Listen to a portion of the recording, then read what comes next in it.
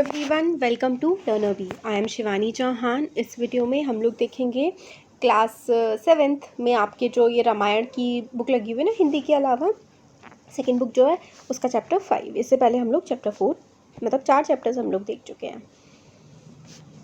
विदुर।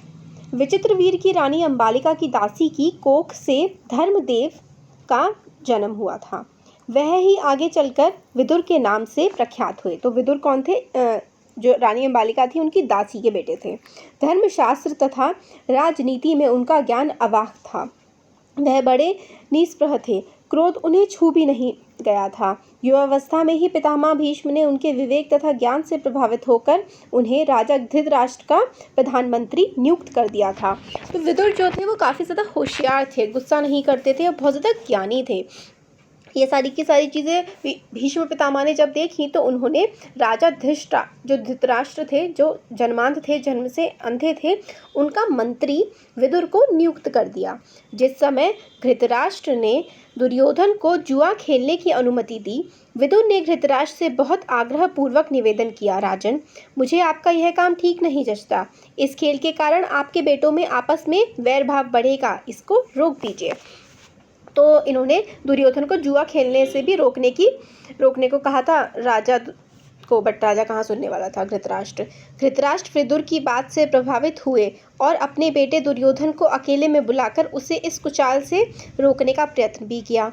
मतलब इस तरीके की हरकतों से, जुआ खेलने वाली हरकतों से रोकने की भी कोशिश करी तो थी धृतराष्ट्र ने, बट सफल नहीं हो पाए। बड़े प्रेम के साथ वह बोले, गांधारी के लाल, विदुर बड़ा बुद्धिमान है, हमेशा हमारा भला चाहता आया है। इसका कहाँ मानने से ही हमारी भलाई है। बस जुआ खेलने का विचार छोड़ दो। विदुर कहता है कि इससे विरोध बहुत बढ़ेगा और वह राज्य के नाश का कारण हो जाएगा। छोड़ दो इस विचार को। तो मतलब काफ़ी बोलते हैं कि नहीं खेलना चाहिए जुआ। धृतराष्ट्र ने अपने बेटे को सही रास्ते पर लाने का प्रयत्न किया, किंतु दुर्योधन ना माना। वृद्ध धृतराष्ट्र अपने बेटे से बहुत प्यार करते थे। अपनी इस कमजोरी के कारण उसका अनुरोध वह टाल ना सके और युधिष्ठिर को जुआ खेलने का न्योता भेजना ही पड़ा। मतलब वो दुर्योधन तो मानने वाला नहीं था किसी की, है ना, तो इसलिए उन्होंने जो जुआ जिसमें द्रौपदी का वस्त्रण हुआ था वो न्योता खेलने के लिए भेज दिया। मतलब बुलाना, उन्होंने इन्वाइट किया था कि आकर के जुआ खेलो हमारे साथ। किसको? धर्मराज युधिष्ठिर को। धृतराष्ट्र पर बसना चला तो विदुर युधिष्ठिर के पास गए, उनको जुआ खेलने को जाने से रोकने का प्रयत्न किया। युधिष्ठिर ने विदुर की सब बातें ध्यानपूर्वक सुनी और बड़े आदर के साथ बोले, चाचा जी, मैं यह सब मानता हूँ, पर जब काका धृतराष्ट्र बुलाएं तो मैं कैसे इनकार करूँ जाने से। युद्ध या खेल के लिए बुलाए जाने पर ना जाना क्षत्रियों का धर्म तो नहीं है। तो खेल युद्ध या फिर अगर युद्ध के लिए क्षत्रिय को ललकारा जाए तो उसका धर्म है कि वो जाएगा। तो इसलिए भाई युधिष्ठिर को जाना पड़ा। यह कहकर युधिष्ठिर क्षत्रिय कुल की मर्यादा रखने के लिए जुआ खेलने गए। तो क्षत्रियों की मर्यादा ना जाए, चाहे घर की चली जाए, मतलब क्या कर सकते हैं।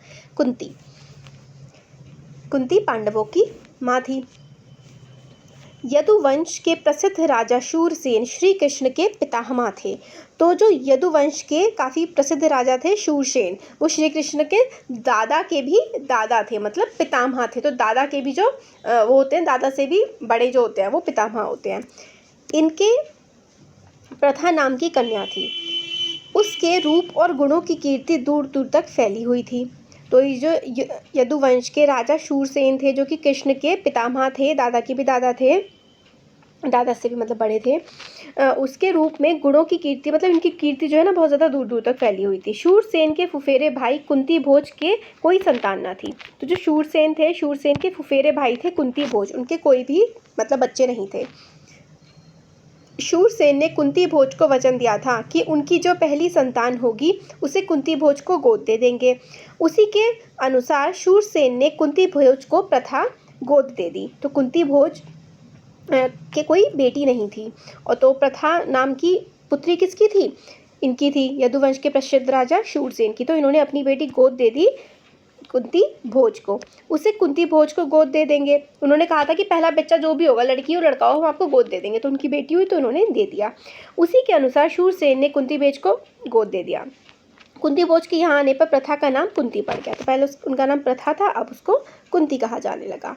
कुंती के बचपन में ऋषि दुर्वासा एक बार कुंती भोज के यहाँ पधारे। कुंती ने 1 वर्ष तक बड़ी सावधानी व सहनशीलता के साथ उनकी सेवा शुश्रूषा की। उसकी सेवा टहल से दुर्वासा ऋषि प्रसन्न हुए और उसे उपदेश दिया और बोले, कुंती भोज कन्ये, तुम किसी भी देवता का ध्यान करोगी तो वह अपने ही समान एक तेजस्वी पुत्र तुम्हें प्रदान करेगा।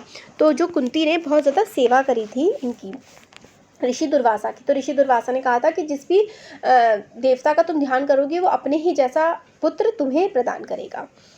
इस प्रकार सूर्य के संयोग से कुमारी कुंती ने सूर्य के समान तेजस्वी एक सुंदर बालक को जन्म दिया। जन्मजात कवच और कुंडलों से शोभित वही बालक आगे चलकर शस्त्रधारियों में श्रेष्ठ जो है कर्ण के नाम से विख्यात हुआ। तो कर्ण कुंती के पुत्र थे, लेकिन अब कुंती को लोक निंदा का डर हुआ। मतलब ये शादी से पहले ही हो गए थे उनको, तो उनको डर हुआ कि लोग उनके बारे में क्या कहेंगे। उसने बच्चे को छोड़ देना ही उचित समझा, इसलिए बच्चे को एक पेटी में बड़ी सावधानी के साथ बंद करके उसे गंगा की धारा में बहा दिया। बहुत आगे जाकर अधिरथ नाम के एक सारथी की नज़र उस पर पड़ी। उसने पेटी निकाली और खोलकर देखा तो एक सुंदर बच्चा सोता हुआ मिला। अधिरथ निसंतान था, मतलब अधिरथ के कोई भी बच्चा नहीं था। बालक को पाकर वह बड़ा प्रसन्न हुआ। सूर्यपुत्र कर्ण इस तरह एक सारथी के घर में पलने लगा। इधर कुंती विवाह के योग्य हुई। राजा कुंती भोज ने उसका स्वयंवर रचा। उससे विवाह करने की इच्छा से देश विदेश के अनेक राजकुमार स्वयंवर में आए। हस्तिनापुर के राजा पांडु भी स्वयंवर में शरीक हुए थे। तो काफ़ी सारे राजा महाराजा आए स्वयंवर में शामिल होने के लिए। तो जो हस्तिनापुर के राजा थे पांडु, वो भी वहाँ पर आए। कुंती ने उन्हीं के गले में वरमाला डाल दी। महाराज पांडु का कुंती से मतलब ब्याह हो गया, मतलब शादी हो गई। वह कुंती सहित हस्तिनापुर लौट गए। उन दिनों राजवंशों में एक से अधिक ब्याह करने की प्रथा प्रचलित थी, तो मतलब एक से ज़्यादा शादी करते थे। इसी रिवाज के अनुसार पितामह भीष्म की सलाह से महाराज पांडु ने मद्रराज की कन्या माद्री से भी ब्याह कर लिया, मतलब माद्री से भी शादी कर ली। एक दिन महाराजा पांडु वन में शिकार खेलने गए। वहीं जंगल में हिरण के रूप में एक ऋषि दंपत्ति भी विहार कर रहे थे। मतलब ऋषि थे, वो इंसान थे। उन्होंने पहले होता था ना इच्छाधारी कि अपना रूप बदल सकते थे, तो वो हिरण के रूप में घूम रहे थे। पांडु ने अपने तीर से हिरण को मार गिराया। उनको यह पता नहीं था कि ये ऋषि दंपत्ति हैं। ऋषि ने मरते मरते पांडु को शाप दिया। ऋषि के शाप से पांडु को बड़ा दुख हुआ। साथ ही वह अपनी भूल से खिन्न होकर नगर को लौटे और पितामह तथा विदुर को राज्य का भार सौंपकर अपनी पत्नियों के साथ वन में चले गए और वहां पर ब्रह्मचारी जैसा जीवन व्यतीत करने लगे। तो वो राजकाज सब छोड़ करके अपनी पत्नियों को लेकर जंगल में चले गए। कुंती ने देखा कि महाराज को संतान लालसा तो है, लेकिन ऋषि के शापवश वे संतानोत्पत्ति नहीं कर सकते। अतः उसने विवाह से पूर्व दुर्वासा ऋषि से पाए वरदानों के बारे में पांडु को बताया कि मतलब किस तरीके से ऋषि दुर्वासा ने उनको वरदान दिया था कि वो जिस भी देवता को याद करेंगी कि और उनसे पुत्र की याचना करूंगी तो बिल्कुल अपने जैसा ही पुत्र जो है दे देंगे उसको, कुंती को। उसके अनुरोध से कुंती और माद्री ने देवताओं के आग्रह से 5 पांडवों को जन्म दिया। वन में ही 5 का जन्म हुआ और वहीं तपस्वियों के संग वे पलने लगे। अपनी दोनों स्त्रियों तथा बेटों के साथ महाराज पांडु कई सालों तक अपनी दोनों पत्नियों के साथ और अपने बच्चों के साथ कई सालों तक वो वन में रहे। वसंत ऋतु थी। सारा वन आनंद में डूबा हुआ सा प्रतीत हो रहा था। महाराज पांडु माद्री के साथ प्रकृति की उस उद्गारमय सुषमा को निहार रहे थे। ऋषि के शाप का असर हो गया, तत्काल उनकी मृत्यु हो गई। तो जो ऋषि ने शाप दिया था उसका असर हो गया और पांडु की मृत्यु हो गई, पांडु की डेथ हो गई। माद्री के दुख का पार न रहा, पति की मृत्यु का वह कारण बनी। यह सोचकर पांडु के साथ ही वह भी मर गई। तो इन दोनों की डेथ, माद्री की और पांडु की, दोनों की डेथ हो गई। इस दुर्घटना से कुंती और 5 पांडवों के शोक की सीमा न रही, पर वन के ऋषि मुनियों ने बहुत समझा बुझाकर उनको शांत किया और उन्हें हस्तिनापुर ले जाकर पितामह के सुपुर्द किया। युधिष्ठिर की उम्र उस समय 16 वर्ष की थी। तो 16 साल की उम्र में ये लोग, अब जब युधिष्ठिर 16 साल के थे, बाकी तो छोटे थे, तो ये लोग हस्तिनापुर वापस आ गए। हस्तिनापुर के लोगों ने जब ऋषियों से सुना कि वन में पांडु की मृत्यु हो गई है तो उनके शोक की सीमा न रही।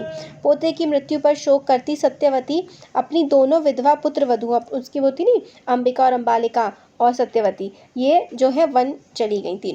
तीनों वृद्धाएं कुछ दिन तपस्या करती रहीं और बाद में स्वर्ग सिधार गईं। अपने कुल में जो छल प्रपंच तथा अन्याय होने वाले थे उन्हें न देखना ही संभवतः उन्हें उचित समझा। तो मतलब जो इतना बुरा हुआ इनके जाने के बाद इनके कुल में, तो उससे पहले ही इनका देहांत हो गया। अब 7वां चैप्टर आता है भीम। पांचों पांडव तथा धृतराष्ट्र के 100 पुत्र जो कौरव कहलाते थे हस्तिनापुर में साथ साथ रहने लगे। खेल कूद हंसी मजाक सब में वे साथ ही रहते थे। शरीर बल में पांडु का पुत्र भीम सबसे बढ़कर था, तो सबसे ज़्यादा स्ट्रॉन्ग था भीम। खेल में वह दुर्योधन और उनके भाइयों का खूब तंग किया करता।